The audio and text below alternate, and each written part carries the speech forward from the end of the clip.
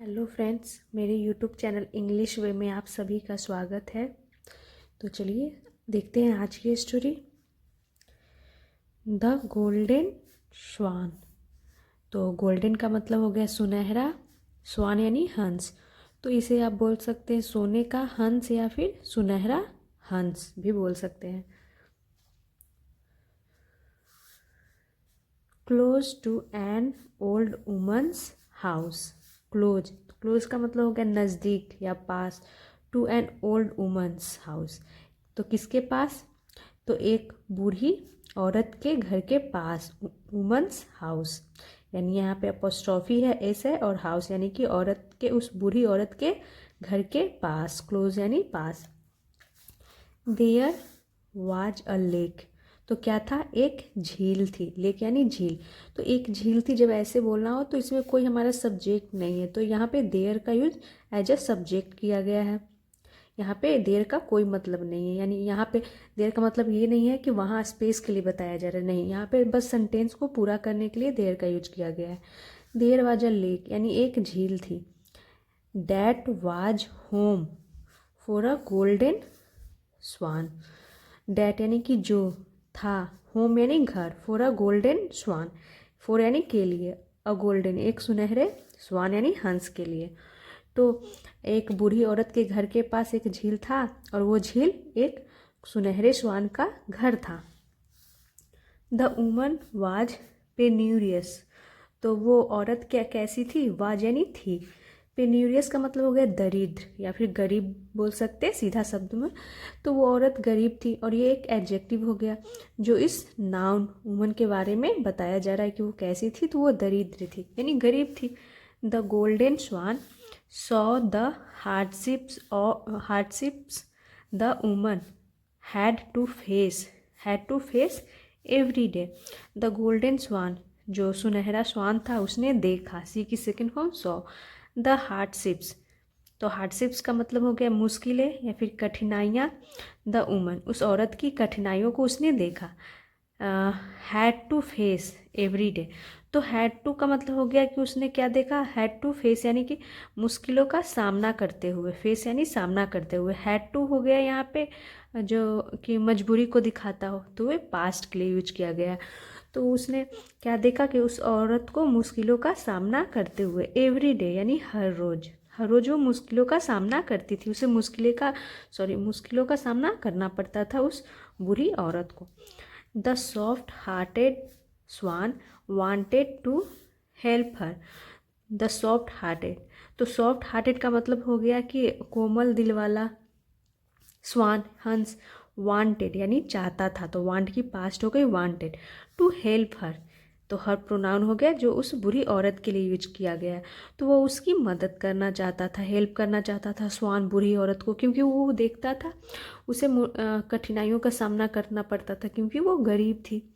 C thought how about giving her my golden feathers. तो she thought, तो यहाँ पे सी प्रोनाउन यूज किया गया है उस स्वान के लिए। तो जानवरों के लिए ये इट का यूज किया जाता है, लेकिन यहाँ पे क्या यूज किया गया? सी प्रोनाउन का यूज किया गया। सी थॉट यानी वो सोची, थिंक की सेकेंड फॉर्म थॉट हो गई।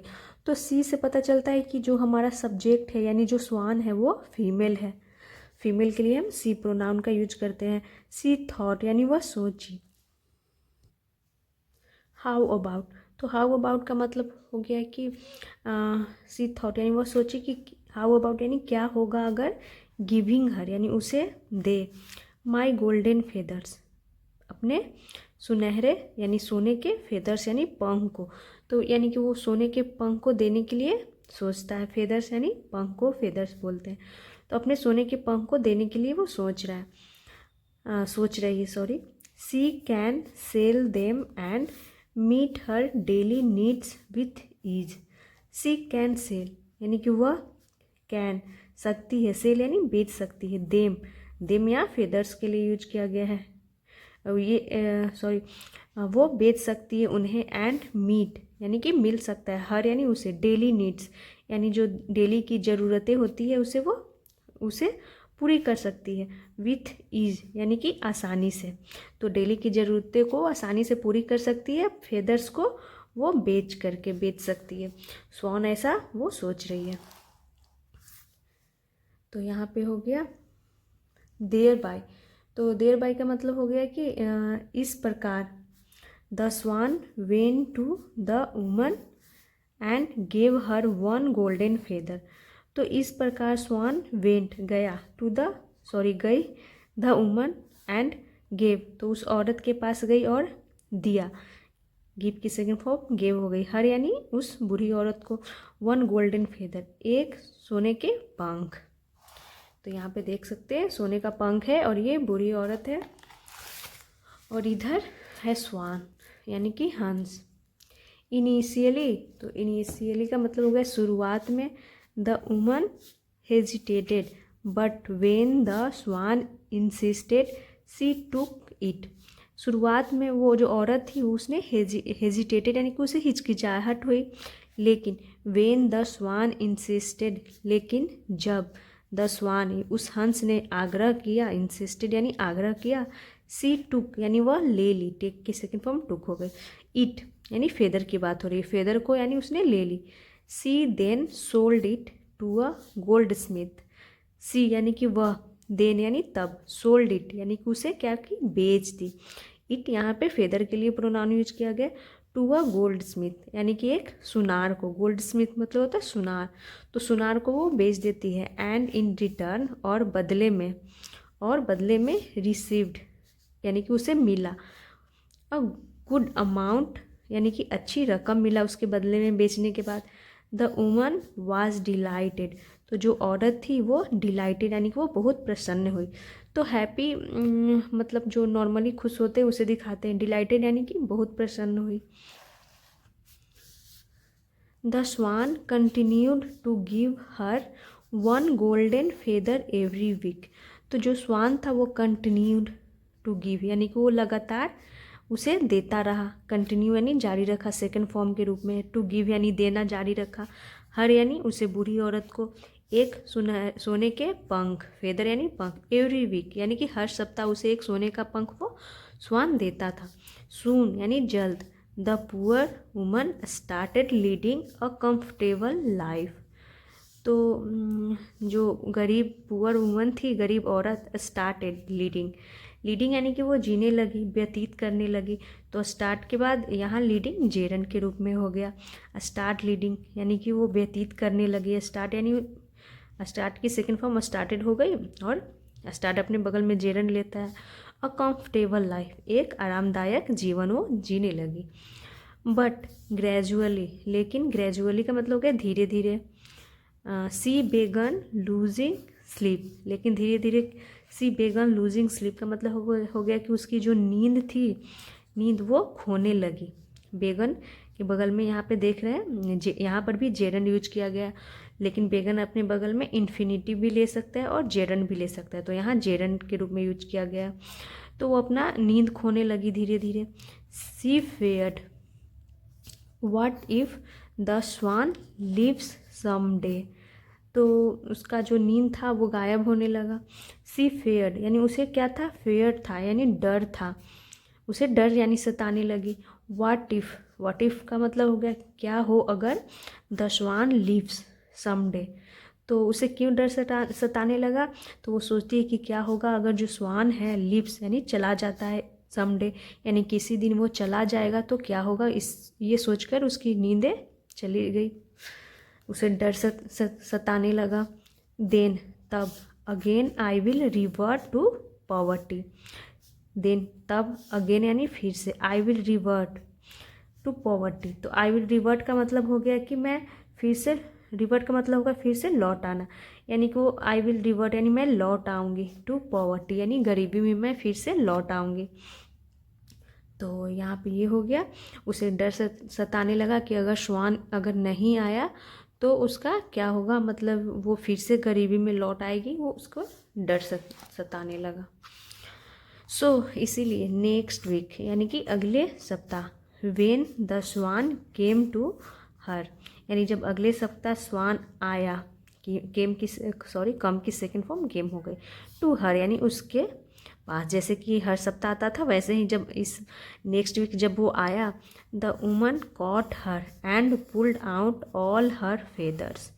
तो जैसे ही वो आया उसके पास तो वो औरत जो थी, जैसे ही वो स्वान केम टू हर उसके पास आया तो वो औरत caught her and pulled out all her feathers. तो इसका मतलब हो गया कि पकड़ ली उसे, एंड पुल्ड आउट का मतलब हो गया कि मतलब उसका पंख जो था वो उखाड़ ली, ऑल हर फेदर्स यानी उसके सभी हर फेदर्स यानी पंखों को। तो पुल्ड आउट यानी कि वो खींच ली, उखाड़ ली उसके सारे पंखों को। बट लेकिन सी वाज अस्टॉन्डेड, लेकिन वो क्या हो गई, अस्टॉन्डेड। अस्टॉन्डेड का मतलब होता है कि वो हैरान थी, चकित हो गई, हैरान हो गई। टू सी यानी देख करके, डैट कि the feathers were just ordinary ones. तो क्यों हैरान हो गई, क्योंकि जो पंख थे वर यानी थे, जस्ट यानी केवल, ऑर्डिनरी वंस यानी कि वो साधारण पंख थे। तो जैसे ही उसने उसके पंख सारे उखाड़ लिए तो उसने वो देखी बुरी औरत कि उसके जो पंख थे वो साधारण पंख थे, जैसे सबके होते हैं। Regretting her meanness the woman began to cry इनकॉन्सोलेबली।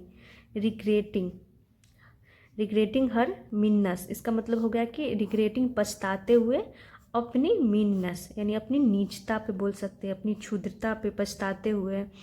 The woman यानी वो औरत, बेगन टू क्राई यानी कि वो रोने लगी।